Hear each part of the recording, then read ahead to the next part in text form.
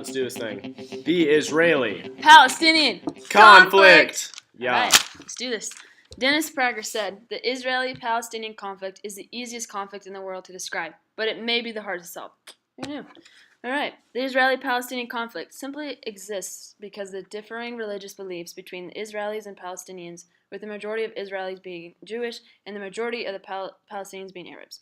The three main topics in the Israeli-Palestinian conflict is the background prior to the conflict at the height of its social tensions, and the present-day conflict.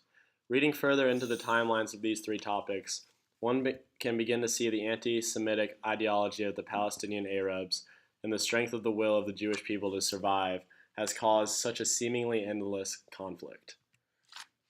Background history. Dun dun dun! So, in World War I, which was from 1914 to 1918, there were four different periods. The 1900s to 1917, Zionism and early Jewish immigration to Israel occurred. Palestinian under Ottoman control was happening from 1517 to 1917. In June 1916, Arab revolt against the Ottoman Empire occurred, and then a little under a year later, or over a year later, on November 2nd, 1917, the Balfour Declaration occurred, which was British government states' intent to create a Jewish homeland in Palestine. Some other fun facts you guys like to know. In 1920 through 1922, the League of Nations divides former Ottoman territories into mandates. In April 25th, 1920, mandate for a mandatory Palestinian signed by Britain. In September 29th, 1923, Britain officially assumes control over Palestine. 1933 and 1936, mass Jewish immigration to Palestine after Nazis gained power in Germany. 174,000 Jews. Wow. Okay. 1936, 1939, Arab revolt in Palestine. Background history. Continued.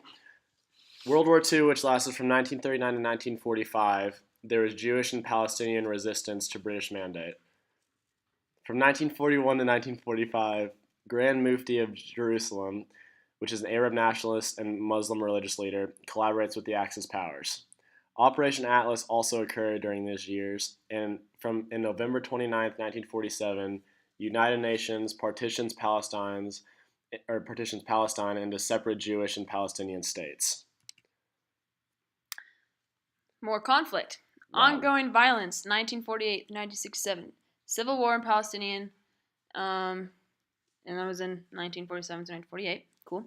May 14th, 1948, Israel declared independence and U.S. recognized it, and Arabs declared war. Israeli-Arab War happened on May 15th, 1948 to 1949. 1949, Israel signs armistice agreement with Egypt, Jordan, Lebanon, and Syria.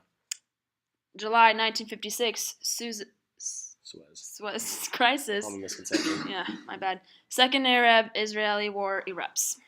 Then on June 2nd, 1964, Palestine Liberation Organization, known as PLO, formed. June 5th through the 10th, 1967, the Six-Day War takes place. And then on September 1st, 1967, Arabs refused to recognize Israel as an independent nation. The conflict continued. Ongoing violence from 1968 to 1992 started from September 1972, Palestinian members of Black September Murder 11, Israeli athletes at 1972 Munich Olympics. October 6th through 25th, 1973, Yom Kippur War. Egypt launched a sudden attack upon the Israeli forces on the east bank on the Suez Canal. January of 1974, Israel gave Suez Canal to Egypt, and then on May 1974, Israel gave Golan Heights to Syria. November 10th, 1975, the General Assembly passes resolution calling Zionism, yeah, a form of racism. March 26, 1979, Egypt and Israel signed peace treaty. Sinai Peninsula reverts to Egyptian sovereignty. 1982, Reagan's plan rejects creation of independent Palestinian state. Then on December 9th, 1987, the first Palestinian Intifada begins. December 6th, In December in 1987, founding of Hamas. On November 15th, 1988, Palestine National Congress proclaims the establishment of a Palestinian state. Conflict. Continued as well. Ongoing conflicts in 1993-2000. On April 16th, 1993, Hamas commits first suicide bombing attack in Israel. Then on September 13th, 1993, Oslo Peace Accord is signed by Israel and the PLO. October 22nd, 1994, Israel and Jordan signed peace treaty. Correction, October 26th. Oops, I'm so sorry. September 28th, 1995, Oslo II Accord signed between Israel and the PLO, giving Palestinians control over parts of the West Bank and Gaza. And then on November 5th, 1995, Prime Minister of Israel, Yitzhak Rabin, is assassinated. Then on January 15th, 1997, the West Bank city of Hebron is divided into areas of Israeli and Palestinian control. And on July 11th through the 26th of 2000, historic Camp David II summit fails to resolve conflict. And also on September 29th, 2000, the second Intifada begins. In October 2000, number of suicide bombings in Israel increase.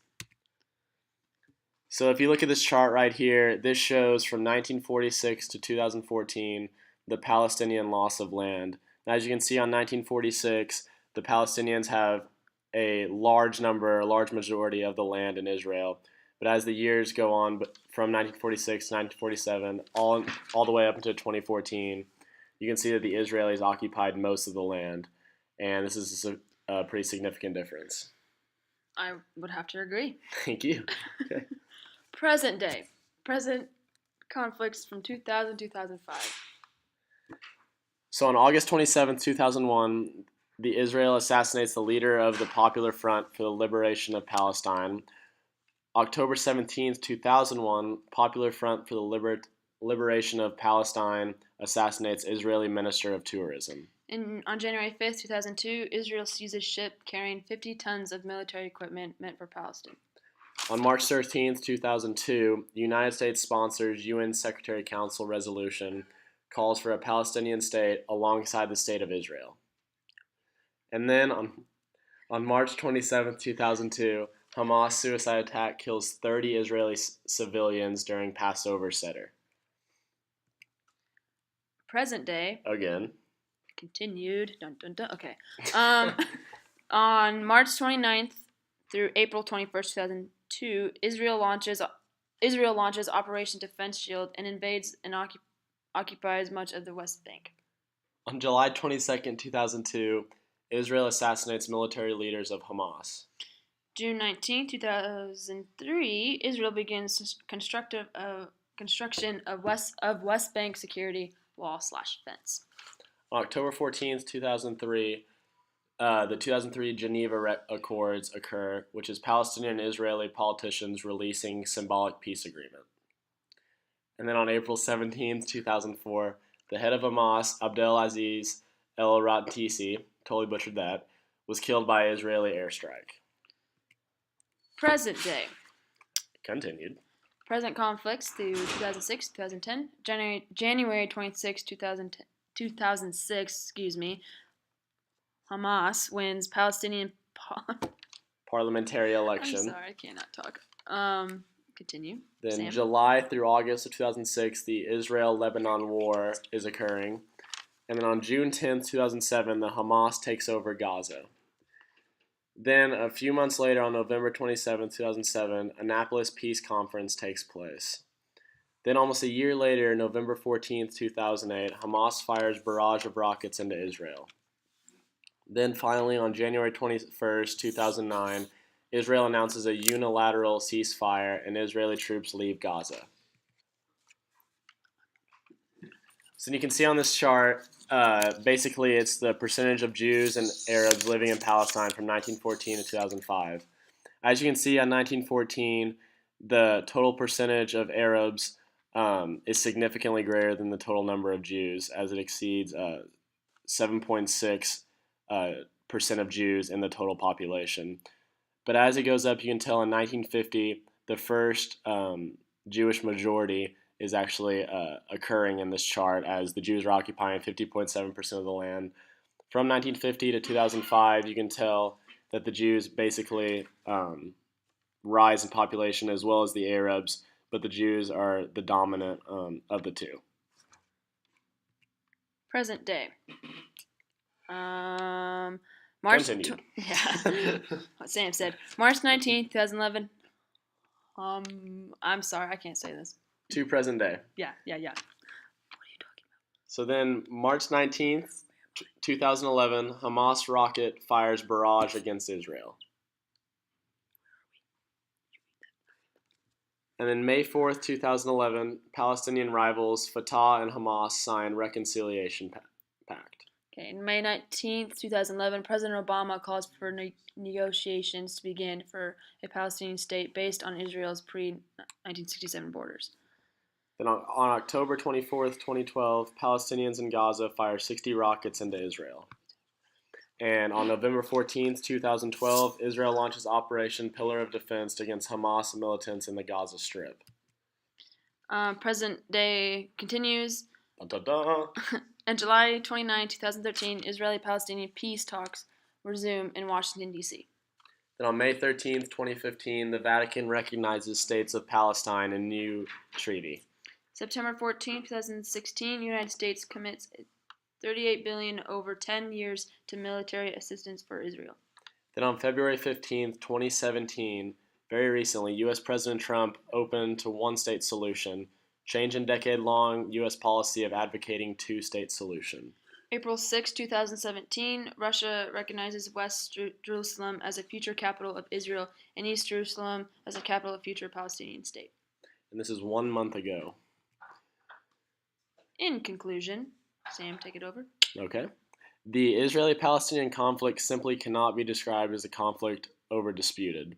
To quote Dennis Prager again, if the Palestinians and Arabs were to lay down their weapons, there would be peace in the Middle East. If Israel were to lay down its weapons, Palestinians and Arabs would continue to attempt to annihilate them.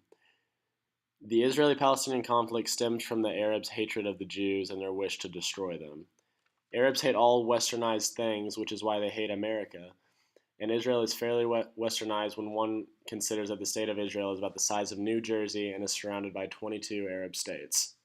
The solution for the Israel-Palestinian conflict is not that Israel should be split among the Palestinians and the Jews. The solution is that Israel belongs to the Jewish people.